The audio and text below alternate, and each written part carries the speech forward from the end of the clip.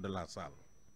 Voilà, donc sans plus tarder, on va lui donner la parole pour nous faire la présentation sur le déroulement du processus, les objectifs, résultats attendus de notre rencontre et comment notre rencontre est organisée jusqu'à la fin. Allez-y. Merci beaucoup, docteur. Rapidement, je vais juste partager la synthèse des termes de référence. Je pense que tout le monde a reçu dans sa pochette. Mais je vais juste faire la synthèse et résumer cela. Donc, en termes de contexte, je pense que aussi les discours sont revenus là-dessus. Donc, je vais vite passer. Mais ce qu'il faut comprendre, c'est que au niveau de la région, il y a un constat qui est partagé et que tout le monde est d'accord qu'il y a une croissance démographique qui induit 3 enjeux principaux. Le président du CNCR est revenu là-dessus. L'un des enjeux, c'est la sécurité alimentaire et nutritionnelle. Il y a aussi un enjeu sur la gestion des ressources, mais aussi un autre enjeu sur l'emploi des jeunes. Et comme aussi l'a rappelé le vice-président du ROPA, que si on revient sur la question de l'emploi des jeunes, c'est une préoccupation pour tout le monde. Ne serait-ce que toute la cohorte de jeunes qui arrivent sur le marché du travail doit nous amener à réfléchir sur qu'est-ce qu'on devrait en faire. On note à ce niveau plus de 10 millions de jeunes qui tapent sur la porte du marché du travail chaque année. Et aussi, l'autre consensus qu'on peut avoir, c'est que tout le monde est d'accord que le secteur agro-silvopastoral et halieutique constitue un potentiel de création d'emplois, mais aussi constitue une clé probante pour faire face, ou bien en tout cas pour attaquer la question de l'emploi des jeunes. Mais il reste à voir maintenant comment et quelle stratégie pour ça. L'autre constat qu'on peut avoir, c'est que on n'est pas dans du néant. Il y a beaucoup d'initiatives qui sont en train d'être prises ici ou bien ailleurs pour essayer de faire face à cette problématique. Et parmi ces initiatives aussi, les OP ne sont pas en reste. Maintenant, la question c'est que ces initiatives-là, le constat c'est qu'ils sont faits à des petites échelles.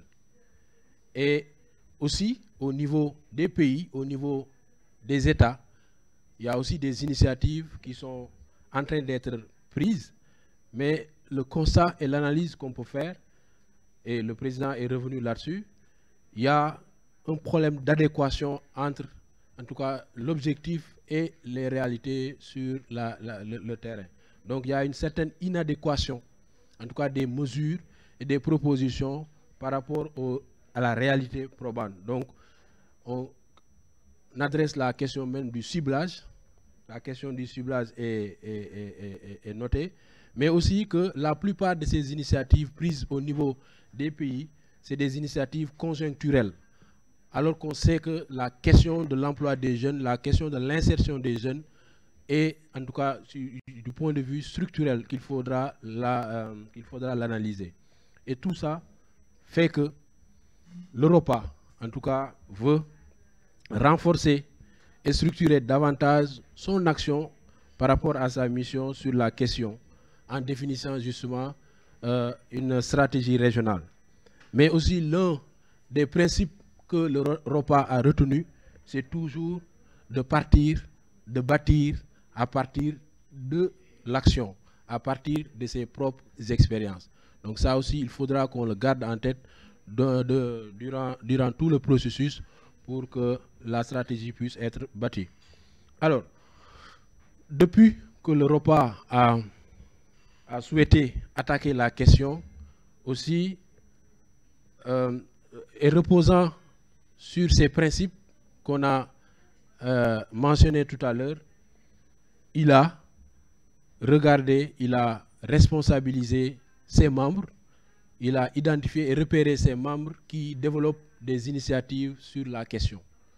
Donc, Il y a un certain nombre de plateformes déjà qui commencent à s'investir sur la question et l'Europa a voulu, en tout cas, continuer sur cette lancée, en tout cas, bâtir sa stratégie par rapport à ces initiatives-là. C'est dans ce sens-là que le mandat a été donné au CNCR pour conduire ce processus, d'autant plus que le CNCR aussi, à l'image d'autres plateformes, a conduit des réflexions, a pris des initiatives pour essayer de trouver des solutions par rapport à cette problématique.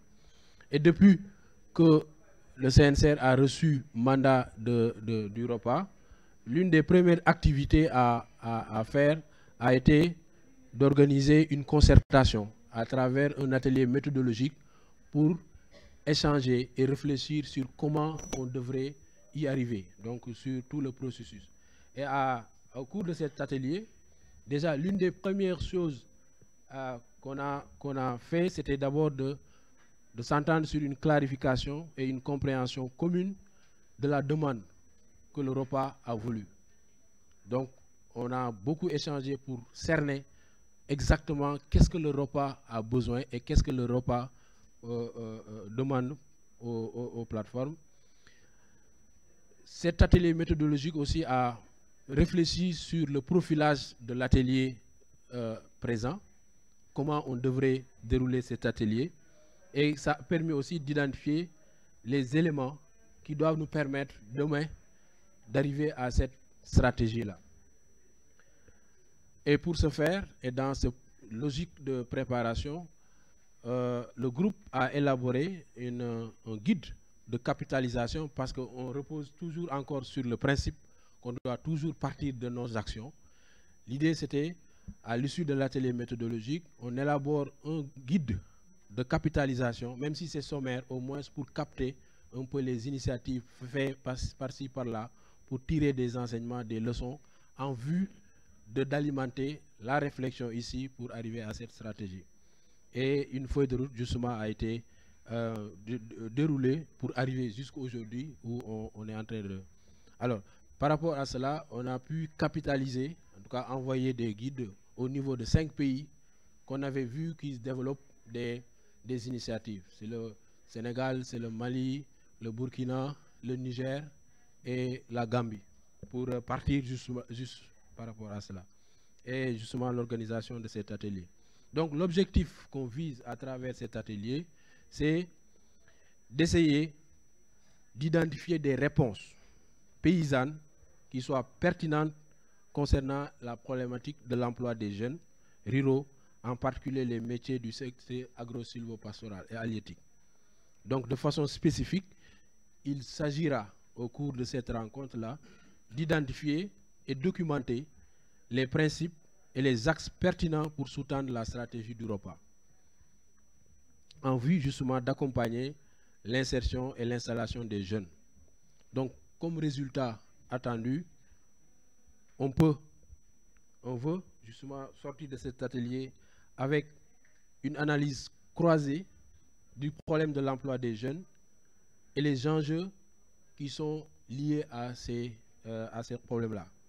Les principes et les axes clés de la stratégie d'Europa sont définis et une feuille de route sur les prochaines étapes pour élaborer la stratégie. Parce que 3 jours ne suffira pas pour sortir un document, mais au moins on espère sortir ici avec des orientations, des axes et des éléments de contenu qui doivent nous permettre, au sortir de cet atelier, d'aller vers l'élaboration de ce document. Alors, comment nous comptons animer notre atelier? L'animation pédagogique repose autour de 6 temps.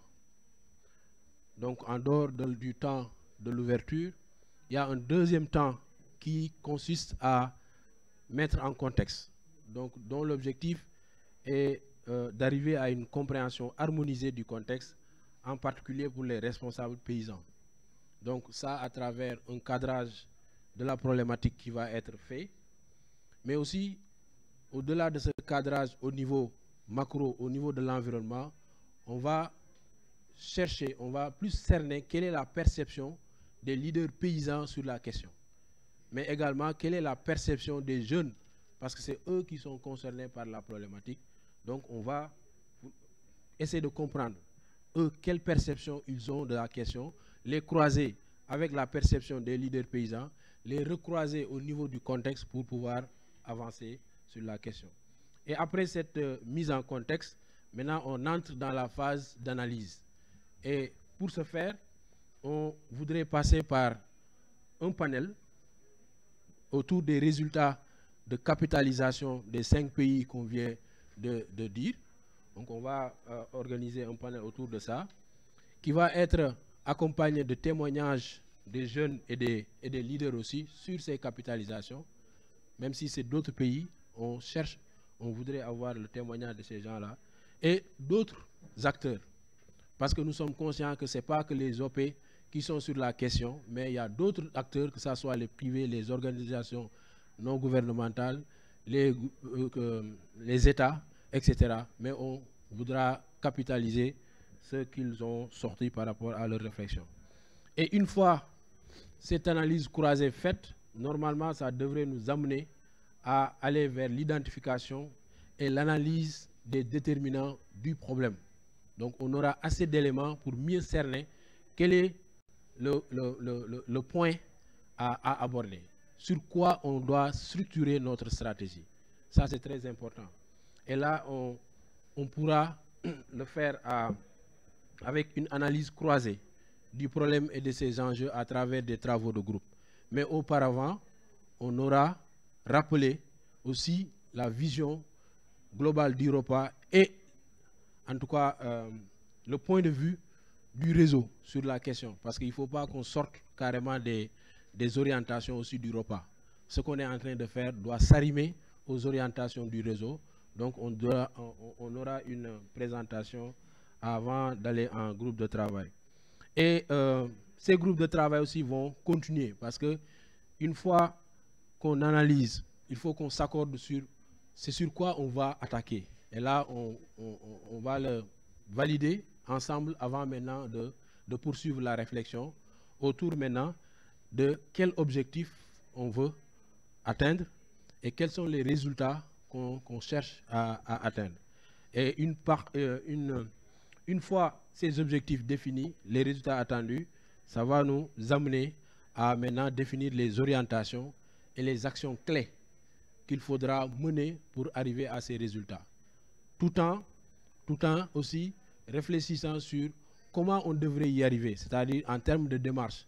Quelle démarche on doit faire, on doit adopter, quel principe on doit respecter et quelles exigences peut-être on doit se donner pour pouvoir arriver à ces stratégies-là. Donc ça, ce sera le temps 5. Et le dernier temps, une fois qu'on aura tout ça, on s'accorde ici, aussi en plénière, en famille, pour avancer sur quelles sont les différentes étapes à suivre à l'issue de cet atelier, à travers l'élaboration d'une feuille de route qui va décliner un peu les actions clés qui va nous amener à la finalisation de ce document. Donc voilà, on peut présenter un peu le déroulement qu'on souhaite mener pour arriver au résultat de nos ateliers. Et je vous remercie de votre attention.